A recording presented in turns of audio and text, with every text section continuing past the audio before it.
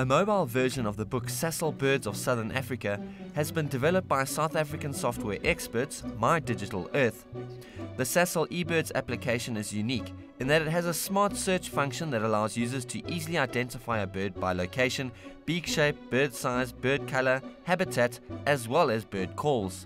It was developed in 2004 initially, and at the time it was a world first. Essentially, we've taken the digital print, the print media, and we've digitized this and we've distributed amongst multiple platforms, being Apple iPhone, Google Android, the BlackBerry operating system, the Nokia operating system, and essentially we've turned it into an application that one can purchase through the various app stores online. You can download it over the air, so it's instant gratification. It ends up on your device and you're up and running and using it within minutes. Sasol has a publishing program where they support various publishing houses with field guides in bird books, which would assist people in doing their hobby.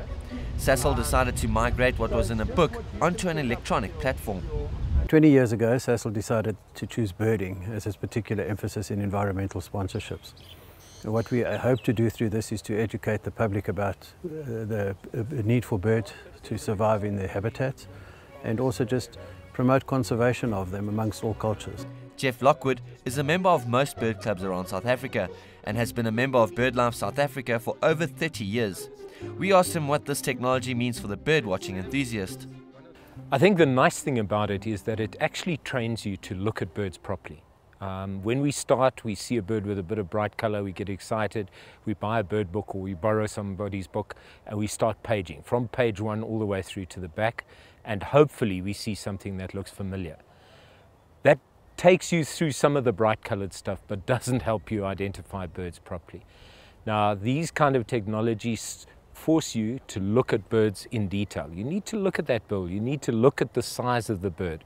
And then those smart searches are fantastic because they weed out all the impossible stuff and leave you hopefully with just a handful of things that it could be.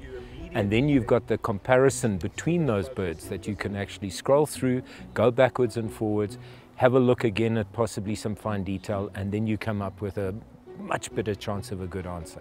But would you whip out the book before the cell phone to identify a bird? Interesting. I think if I was traveling, more likely to be the cell phone, simply because having all that information in a small portable format means that you've got room to carry other stuff as well.